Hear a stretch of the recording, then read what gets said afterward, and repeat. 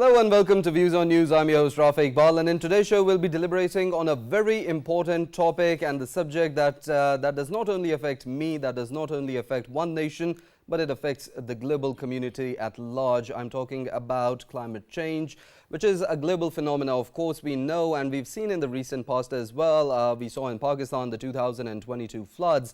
They wreaked havoc across the country. After that, we see extreme weather patterns in different parts of the world. Recently, we've seen it happening in the Middle East. We saw the Dubai's roads were flooded. It happened in neighboring Oman as well. So we're seeing the adverse impacts of climate change happening in different parts of the globe. We see it happening in Asia. Of course, we see extreme weather patterns happening in China as well. And if we talk about the West as well, we're seeing that these extreme weather patterns, they're also happening in America. We see that the tornadoes there, they have taken more, they've started coming out more often there, and it's affecting all of the population in the world, especially regarding the food security issues, regarding the damage that these extreme weather patterns are causing to the lives of the people and to the infrastructure as well. And we'll also be talking about the causes and the adverse effects and how the global community is responding to this phenomena, because as the United Nations Secretary General also after the 2022 floods in Pakistan, he said this is a phenomena that should be addressed by the world powers in a concerted and coordinated manner, because it does not just affect one country but affects the whole world at large. And as we know that this phenomena, it affects the developing countries more, and we've seen that an example of such would be Pakistan, where we have less than 1% of the carbon footprint of the global emissions, but still we're facing the brunt of these extreme weather patterns. So these are the different dynamics that we'll be discussing, and we'll also be discussing the future course of action that the global community is going to be taking regarding the phenomena of climate change. So I'll introduce the guests that we have in the studios with us, who will be talking to regarding this phenomena. In the studios, I've been joined by Sahibzad Khan, who is a climate change expert and the former Director General of the Meteorological Department. Thank you for your time and joining us in the studios. We've also been joined by Munir Ahmad, who is an environmentalist. And thank you for your time and joining us for the studios as well. I'd like to start off our conversation with Mr. Sahibzad and ask you how you think the adverse impacts of climate change, they're affecting the country and they're affecting the global community at large. We see it's not just Pakistan. Till 2022 we saw the devastating floods in here. Then now we're seeing these impacts in the Middle East, in the West, and in different parts of Asia as well. What would you say about that, and how do you think this is going to affect the global community, and would it be a moment for the global community to unite in the fight against climate change? Yes, you have rightly said that the global climate changes are a phenomena that is affecting very badly to the countries that are you can say that the developing countries. So its impacts are visible and even more visible in Pakistan. You have seen many unprecedented events of flooding, heat wave, urban flooding, and many other phenomena. You are also seeing that the in 2022 the unprecedented rains that have affected to the Pakistan, and they have losses of more than $30 billion even the 1 year. Right. And now we will talk about the economic losses that are being going to be occurred in the in this you can say that in this due to this phenomena. Recently a paper has been published in the Nature magazine, and that was written by Mr. Venz. He has really submitted a very alarming situations, or has briefed about the losses that will occur during the next 6 years. Only he has highlighted the years about 2050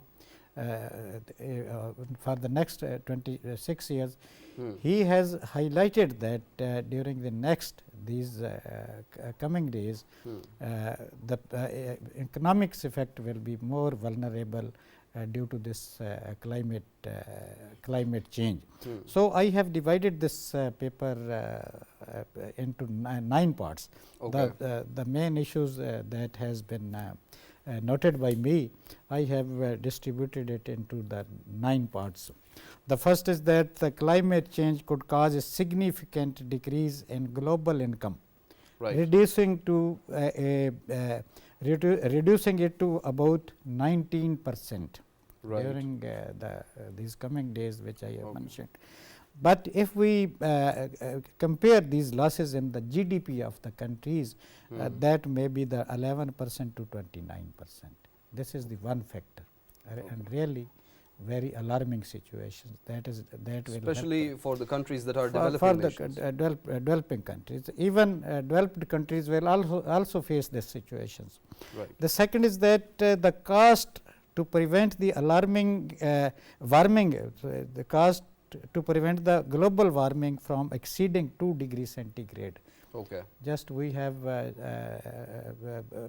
observed that still the temperature that has been increased from the mid of the 19th centuries up to now is 1.2 degrees centigrade.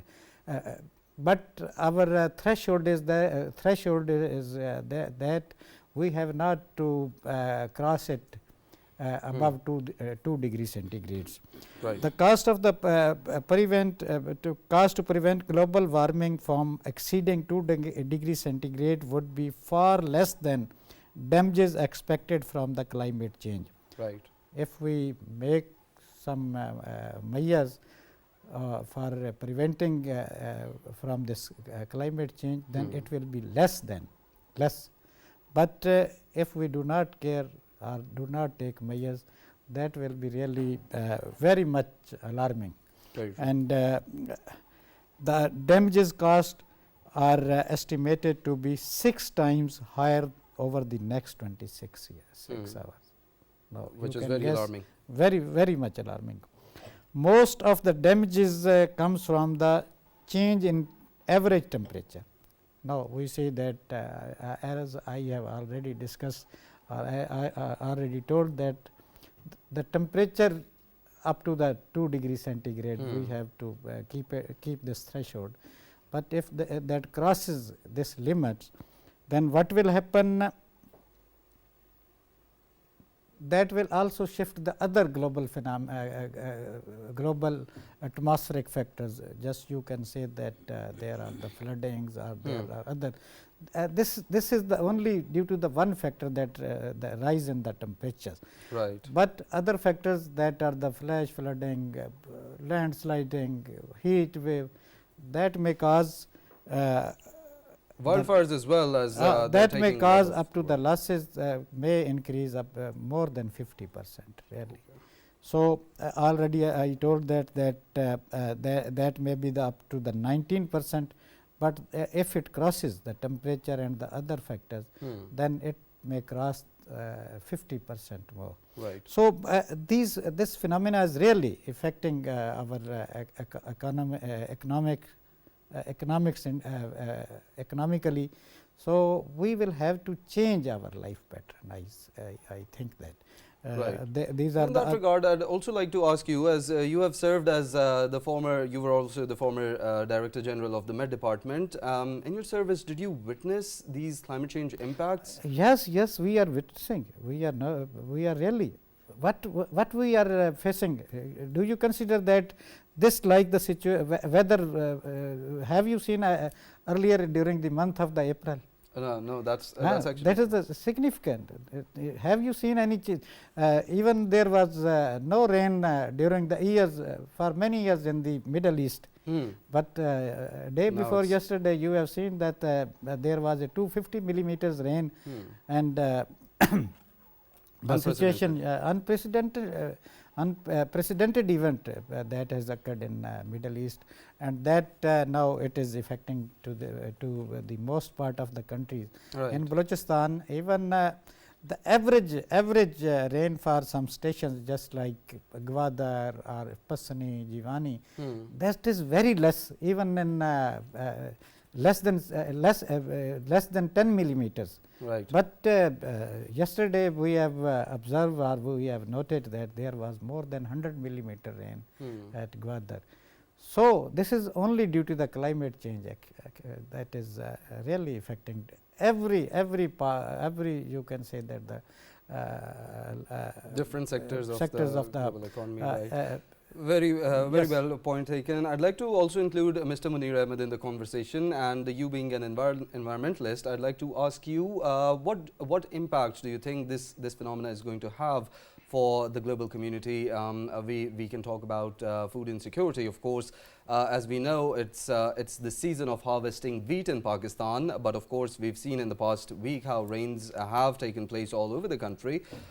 These are different elements, and these go out throughout the year. There's crop harvestation, but the climatic changes that we're witnessing, they're going to be having these kind of effects on food security. Along with that, we see that there should be a more resilient infrastructure regarding regional connectivity.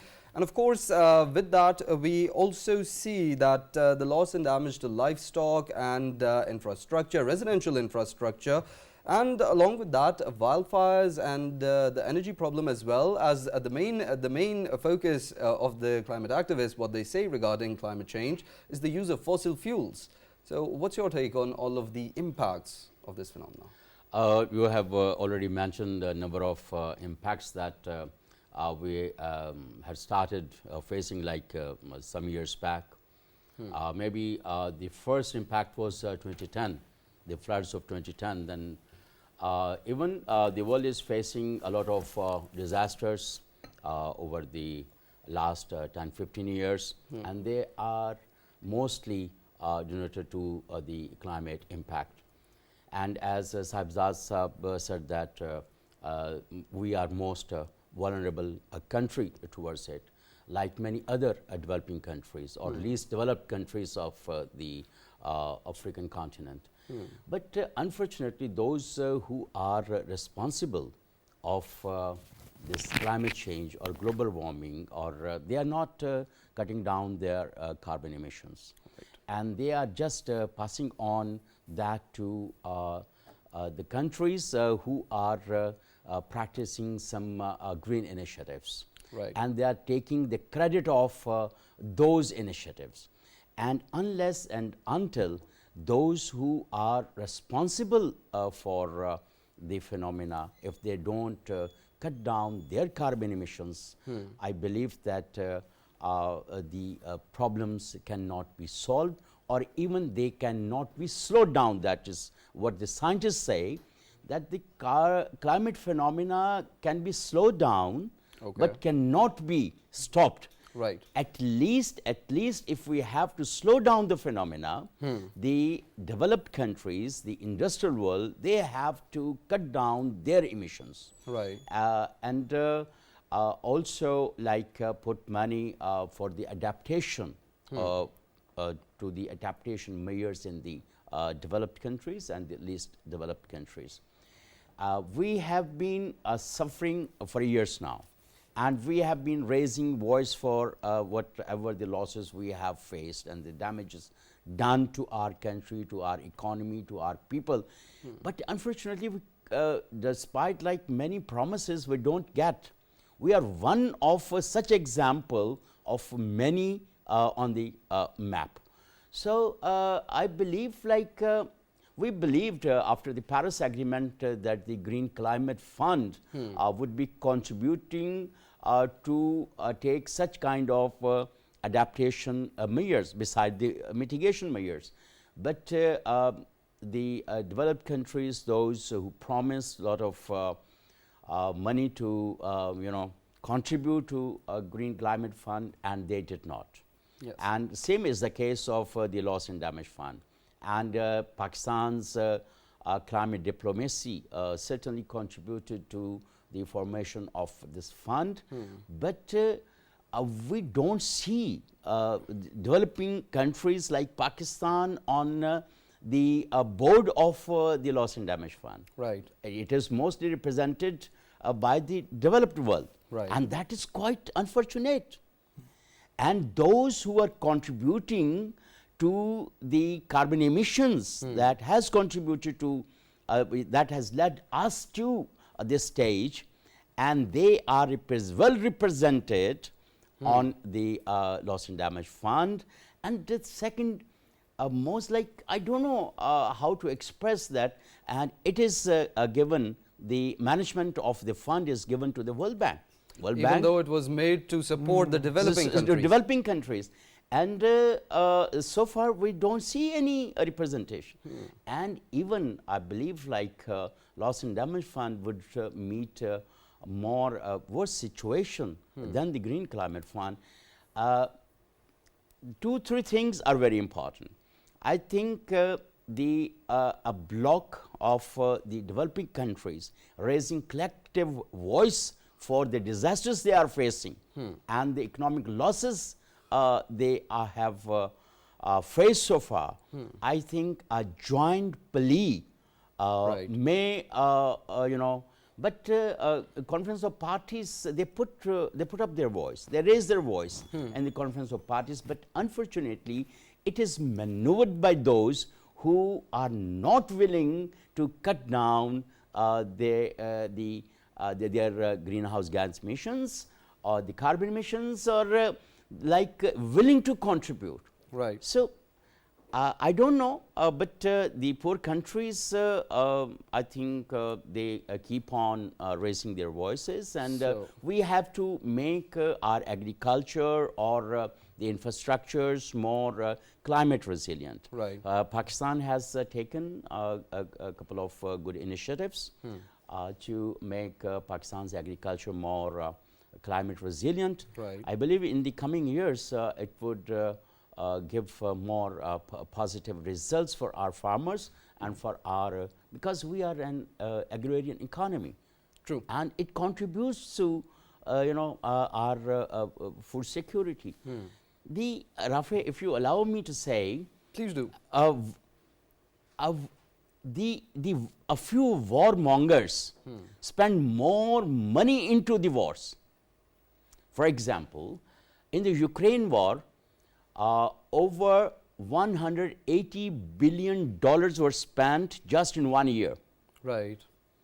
On the other hand, they are not willing to contribute to Green Climate Fund that was just like $100 billion, maybe spread over in like 3, 4, 5 years. Right, Mr. Munir, point taken. You're very right, of course. And these are times. last thing, the Ukraine war has damaged the supply chain of 23% of the global staple food. You are talking about the food security. This is the situation. On the other hand, the developing countries are also, like, the climate impact has played havoc to the food security of the developing countries. Right. Right, of course, we need to focus on our future as well, as much as we focus on the present. With that, I'd like to introduce one more of our guests that has joined us over telephone. I'd like to introduce Mr. Nadeem Ahmed, who is a climate change expert. And I'd like to also make you a part of the conversation regarding the climate change phenomena and ask you what are your views on the impacts that it is holding regarding food security issues, regarding the global impacts on energy, and regarding how it is affecting the lives of people all around the globe, not just Pakistan, not just one region, but the whole world at large. Thank you. I think you have asked a couple of very important questions. I would start with the impact.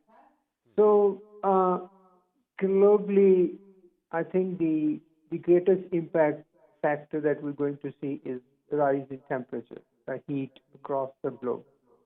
Right. And the greatest hit is going to be South Asia. We already hearing that Kuwait probably is going to be a first country which might need to find a new place to live, because they would not be able to, the people will not be able to sustain the temperature rise that they're going to face.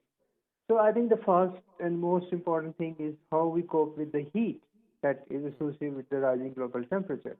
The European countries, they are suffering. They started to feel the heat every year. The heat waves are creating havoc in those developed countries.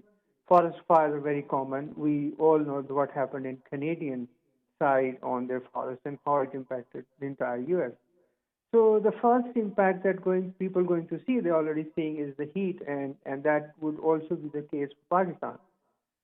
And the rise in temperature is very, very closely connected with the food security that Munir was mentioning earlier. And I think we need to see, we also need to see the global pattern, but we also need to see our own national and sub-national effect.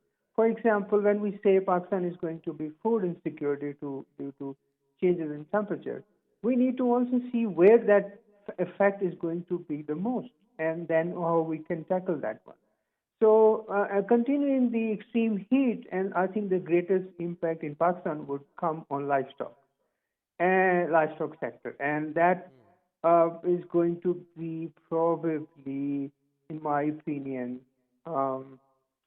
if Pakistan is going to lose somewhere 3.8 billion that World Bank had estimated, out of that 1 billion is likely to be in our livestock sector. The next biggest hit would come our crop cultivation, and where this will happen, Punjab.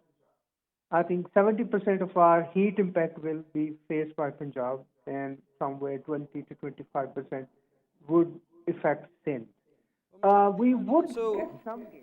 I'd also like to point out that along with the capital damage that these farmers and these people who are in the agribusiness face, they also face psychological damage because of whole of their crops or whole of their livestock gets washed away. Yeah, I'm just talking about heat. We also need to add the flood factor, which we, 2022, 2010, and we repeatedly expect to get bigger flash floods, and that would not only affect the food and agriculture crop, but the infrastructure, the social infrastructure, the health sector, the education sector. So I think we are at a very, very like a red flag at this moment, both in terms of as a country, Pakistan, which is located right in the middle of the most impacted region, South Asia, and globally is the same as the case. So we are heading toward a big challenge, and we need to act urgently and cross this. So the whole society need to rise up to this occasion, because if we don't do, I think what is going to happen is that we would quickly start losing our revenues, because people will not be able to pay taxes, their electricity bills, they will not be able to earn from their food or crops. So this is going to be a big crisis in the country, and we used to hear that Pakistan can become an Asian tiger, and there are many reasons we haven't been able to become that. So I think we should add climate as one of the kind of a barrier to become a tiger and economically well-being country. And this is going to be the greatest challenge for this century. So it's a long journey that we have to travel. Right, Mr. Nadeem, I'd like you to stay with us, and while I move to Mr. Sahibzad and ask him one important aspect that is also related to the issue of climate change. And I'd like to ask you, because we're talking about the rise in temperature, you also provided a very good breakdown of the report that you mentioned. With rising temperatures, we'll see the glaciers melting as well, and that is going to affect the sea levels as well. It's going to act as a rise in the sea levels. With that, what impacts do you think that is going to have? Will it affect the sea routes? Will it affect the global trade that is taking place through the seas? And what are the impacts for the low-lying countries that are present in the world? Yes, it is really very good question. As you have seen, you have said that the impacts of the snow melting. You know that the snow-covered mountains in the north of the Pakistan are really our lifeline. Yes. during the winter seasons the snow accumulates, and during the summer season we get much of the water for our reservoirs and also for the running of the water through the rivers that gets recharge our surface, and we are pumping it and using it for the cultivation or other purposes. Now, as we have seen that glaciers are melting, they are getting recede or reducing their volume. It has been observed because many socioeconomic activities has risen there. Previously there was no populations, but now the peoples have been urbanization is also there. Very right. So these things are very rightly affecting to the this phenomena. But the projection of the snow melting, if this remains in the same as we are now facing this, we are expecting that during the next 50 years there will be no snow over the mountains. And so if there is no snow in the in these northern parts of the country, so the water availability will be there in the rivers, and what will be the situations, but the barren land we will see there. So really already Mr. Munir have said that the countries that are producing carbon or having a much share of the emissions, they are very near to us. China shared 16% of the this emission. Well, with so that is really more than the European many countries' emissions. And India, from where we have been seeing that during the post monsoon season we have been facing the other phenomena of smog. That is really India's share is about to 8%, and the Pakistan, that is really very less than 1%. Less than 1%. The other thing is that from the last century or the pre-industrial era, in Pakistan still the temperature increase that has been observed, that is only 0.63%. Okay. Pakistan over the global trend we are seeing that it is about to 1.2 degree centigrade, but in Pakistan that is 0.63 degree centigrade. So the impacts of this temperatures, really we are facing very much alarming situations that occurs in the shape of heavy precipitations, floods, flood situations. So the other thing that we have noted that the rising of the sea level near to the Pakistan is that it is about to you can say that 1.1 millimeters during the years. That has been watched near to the Karachi, that is 1.1 millimeters. Now we have to cater this situation, really we have to think about these changes that are really suffering. Even in Pakistan, I think that some areas have become more vulnerable. This increase which I have told or I have seen, that is on the average basis of all over the Pakistan. If we distribute it on the region basis, really in Balochistan and our northern part, Gilgit-Baltistan, these have a more trend of the increasing temperature. So you have seen that many Gulf events, glacier lake outburst flooding that occurs in many of the lakes in northern area. So they are also affecting the livelihood of the peoples that are those are inhabitant of this area. So really we that is a very alarming situation. Very rightly pointed out. I'd like to move towards Mr. Munir regarding this whole scenario that I talked about. With the rise in sea levels, we're going to be seeing that it is going to affect global economy as well. And that is something that is going to make the world quarters think about how it is going to affect with economy. It's going to bring hardships, and of course then the economies and the nations in the world, they're going to need and they're going to want to have a resolution to such issues, and they're going to want solutions, because nobody can live with an empty belly. Regarding that, we've seen the COP27, we see the COP28, there was the loss and damage fund established, and we also saw there were a lot of pledges made to Pakistan, but there was not as much action as done regarding that. Do you think economy, the world trade, is going to play an effective role in making the phenomenon of climate change more alarming for the world powers? And secondly, I'd like to ask you what more could be done regarding climate change in a concerted effort by the global community. You mentioned that the developing countries should take a concerted effort and coordinated approach towards this.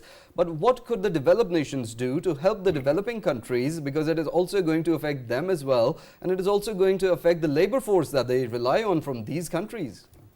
So many questions in one go. Yes. And it makes, a very complex phenomena that you are talking about. And before moving towards that one, to the economy side of the phenomena, I would say a couple of sentences on the water availability in Pakistan, right, and the Gulf. We have spent a lot of money on Gulf management in Pakistan, but unfortunately, we could not take really very effective measures, and that is quite unfortunate. And whatever the measures we took, that could not give us the positive result that we were expecting, because that the local phenomena in our mountains, that is much more damaging, and the most one is the urbanization, like unsustainable urbanization of the mountain areas. And the second one is we are chopping off trees in like hundreds and hundreds, and maybe like thousands and thousands, and there is no check on those people who are chopping down those trees. And the local environment and the local biodiversity and the ecosystems have been disturbed over the years. Right. And even the tsunami government, the billion tree tsunami government, even in that era, it was there was a devastation over there. But unfortunately, despite the policy over there, and that was wonderful program as well, but the mafias could not be checked over there. And the water availability, we will be a water scarce country in next year. And we have been doing nothing over the years, despite we launched our national water policy in Feb 2018.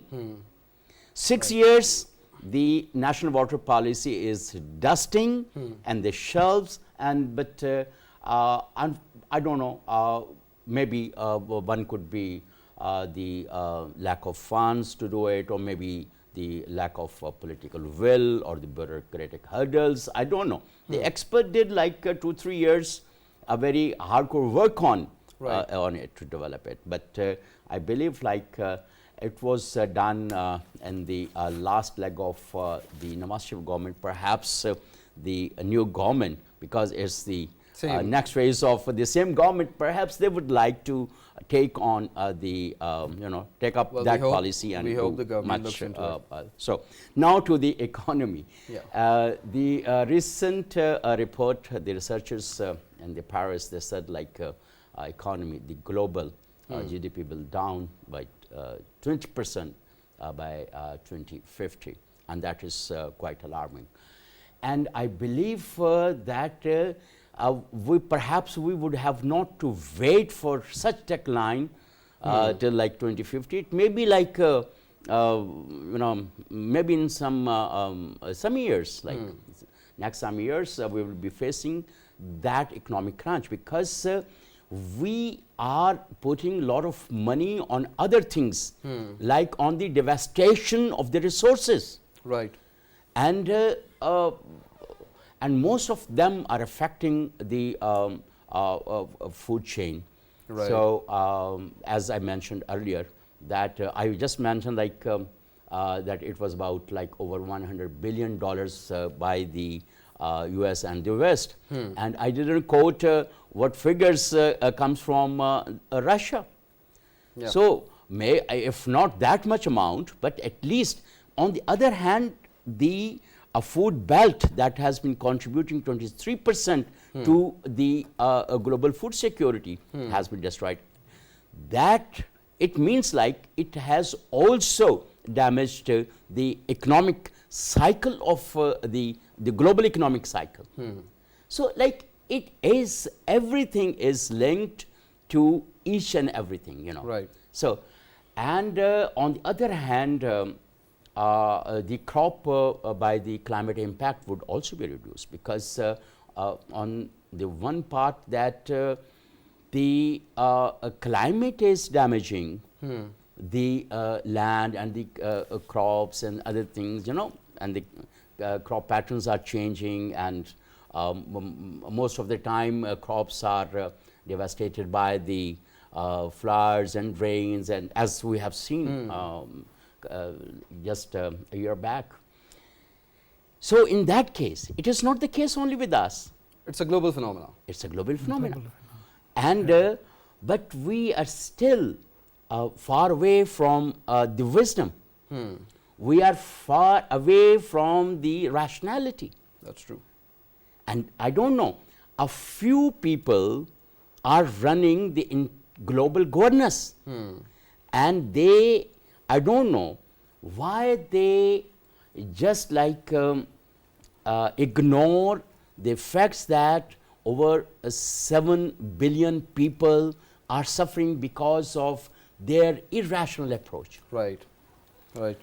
Mr. Munir, of course, very well and very articulate point taken, and of course these are the things that the world needs to focus on collectively, because as you just mentioned, it is not just Pakistan, not just one country that is being affected, it is the whole world, and of course they need to think about what impacts it is going to have for their future generations. I'd like to include Mr. Nadeem Ahmed in the conversation as well and ask him about what measures he thinks the world powers should take. And regarding that, today the USAID also launched the Pakistan Climate Financing Activity worth $10 million, and it is a 4-year endeavor. That is also relating, of course, Mr. Nadeem, we just have a technical issue with him, and we'll try to reconnect and take his views as well. But as we're running on short on time, I'd like to ask you, what do you think about this USAID's initiative that it has taken for Pakistan regarding climate change, and what future course of action do you think should be taken? This is really very good point, that the impact of this global global climate change that are being faced by the Pakistan. Pakistan should have to get the share that it's right. So if the carbon emissions are greenhouse gases emissions share, we see that is less than 1%, but only a single event from 92 to 21